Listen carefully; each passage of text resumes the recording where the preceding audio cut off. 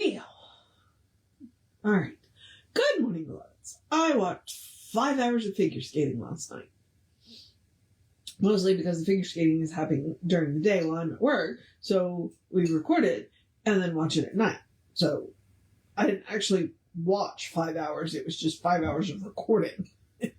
So there were a lot of commercials that we fast forwarded through. And then occasionally we would have to rewind because we realized we were not paying attention to the skating because we got tired. But it was really interesting. I very much enjoy figure skating. So, although occasionally the judging makes me kind of crazy because I'm like, but, you know. And I always enjoyed I enjoyed the skaters that were so good that the commentators kept their mouth shut during the program. Like they didn't have any little comments because the program was so good. It's like, so they were like watching the program instead of talking. So yeah, it was really interesting. I also spent some time assembling. I've gotten into Legos because Lego started making flowers, and I'm like, yeah, I can do this. And so I assembled 4 flowers, 1 box of candy with 10 pieces of candy in it. It was a heart-shaped box, so it's kind of cool. And 1 cat with, I think, a water dish. Yeah. And the cat's like this big. It's a little bitty. So, all right. We are doing a new design for living. I am going to do the housekeeping first because I don't know where that sentence was about to go. And all that is me reminding you that we are Creative Life Spiritual Center. Website is creativelife.org. Constant contact, email, info@creativelife.org. Get you 1 email a week, tells you what's going on for the week and the month, and the hot links are hot. It is also a blind CC, so nobody's going to see your email. And when I say 1 a week, I mean that. Real person doing it. And the only reason you would get another one is if something unusual happens. And let's be honest, we live on the Gulf Coast, so it's usually weather related. So there you go. Yeah, like today it's going to be 80 degrees, and it's in the middle of February. We're supposed to be in the 60s. It's not like it's supposed to be hot or cold, but it's supposed to be in the 60s, not in the 80s. So, okay. But that's not enough to warrant an email is what I'm saying. And then let me mention the social medias just from the standpoint of we don't monetize the social medias. We don't want to deal with the ads anymore than you do. So we ask you to go like, subscribe, follow based on which platform you are on with the pages, and then engage with the individual posts by reacting, commenting, and sharing. It bumps us in the algorithms, and honestly, that's the whole point of social media. So it's a free and easy way that you can support the center. So, all right. That should be everything. So, a new design for living. Okay. The process of science of mind. That's what I've decided to call this.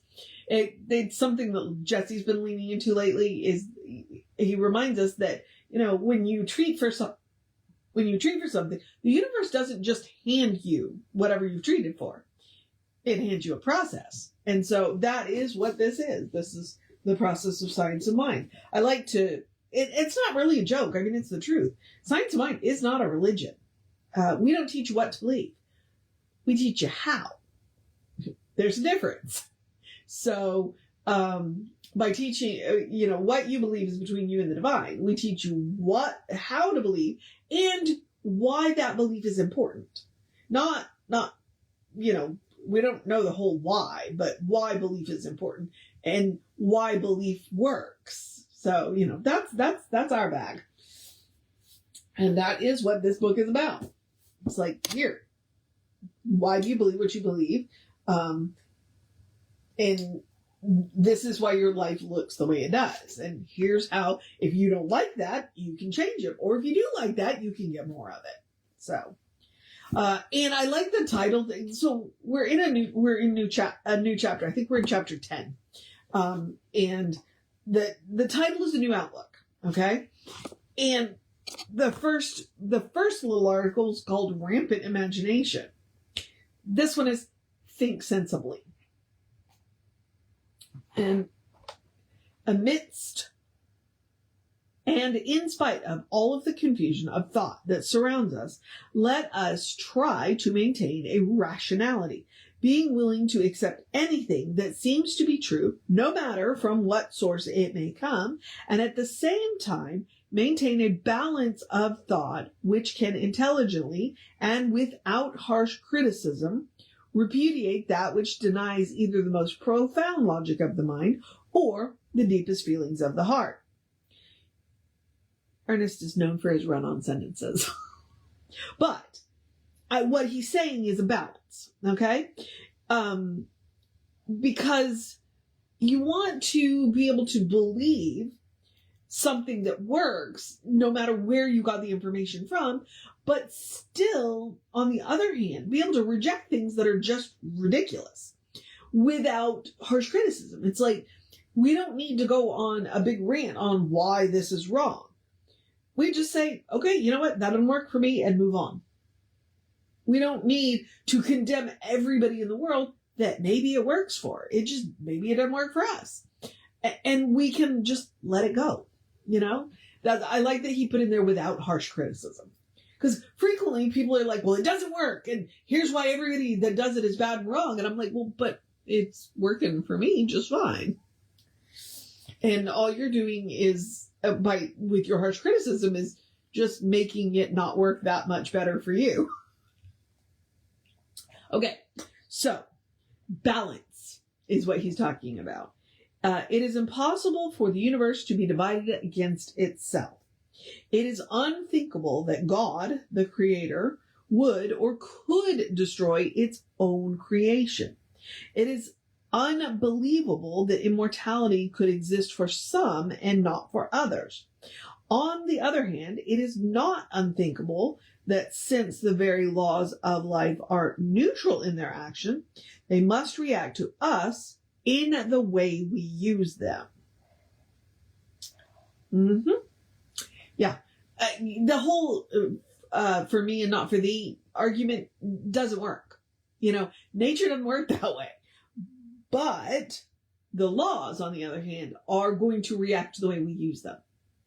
So, the scientist of today has a great fund of knowledge about this world that we live in. All this knowledge is predicated on the fact that the laws of the universe are consistent, reliable, and always work from the atom to the island galaxy. Order is everywhere manifest. The experiment book says that if we do a certain thing in a certain way, we will get a certain result. We always will. Nothing steps in and says no. Or that one time it will work this way, another time another way. No. Law does not compete with itself, nor rescind its action. God is never not God. Intelligent mind is never not intelligent. It is only the way we use that mind in us that at sometimes it appears to be inconsistent. This is the result of our ignorance or unwillingness to see things as they really are. So I get that's why he called it to think sensibly. To allow a little bit of logic. And that's one of the things that, religion typically, a lot of religions fight really hard against logic. They want you to believe fantastical things that are simply not logical, and here's where that harsh criticism comes in, One of the things about religion is a lot of religion is metaphorical. And when we try and take it literally is when we get ourselves in trouble. Jesse teaches a really amazing class called Bible Wisdom. And one of the things about the Bible Wisdom class is one of the books that he uses is Reading the Bible Again for the First Time by Marcus J. Borg. Okay, why is that important? Because that's what Marcus talks about. Borg talks about. Borg talks about the fact that the language is metaphorical. And too often we find ourselves looking at the finger instead of the moon that is we look at the finger that's pointing to the moon instead of the moon. So that's that's what I love about Science of Mind. It's about balance.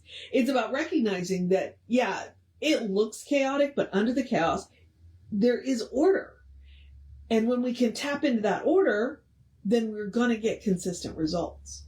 So thinking sensibly, allow that logic to creep in. And it doesn't mean that you can't have the fantastical. What Jesse likes to say is there's nothing supernatural. It's just more natural than we have encountered. So I think that's what he said. He said it on Sunday. So, it's just like there's nothing supernatural about the world. It's just we don't understand how it works yet. And Isaac Asimov has that quote that any sufficiently advanced science looks like magic to people who don't understand how it works. Like, if we went back 100 years ago and showed our ancestors the cell phone, that we can put people on the moon, maybe we'd have to go 150 years ago. Because I'm thinking, when did the Wright brothers take their first flight? I think it was 1906. So, the fact that we can fly, and much less we can actually leave the atmosphere, we can go to the moon, our ancestors would think that was just 150 years ago. They would think that was magic. And yet here we are. So, thinking sensibly. Okay. Yep, it's how we use it. All right, I'm going to encourage you now to have a great day, a wondrous day, a fantastic day, a magical day, an enchanted day, a wonderful day, an awesome day, an amazing day, a take care of business day, a take care of yourself day, a make sure you make time to sit down day, a drink plenty of water day, a dance in the sunshine while you got it day, a cuddle your fur babies day, a tell somebody you love them day, a do something just for yourself day,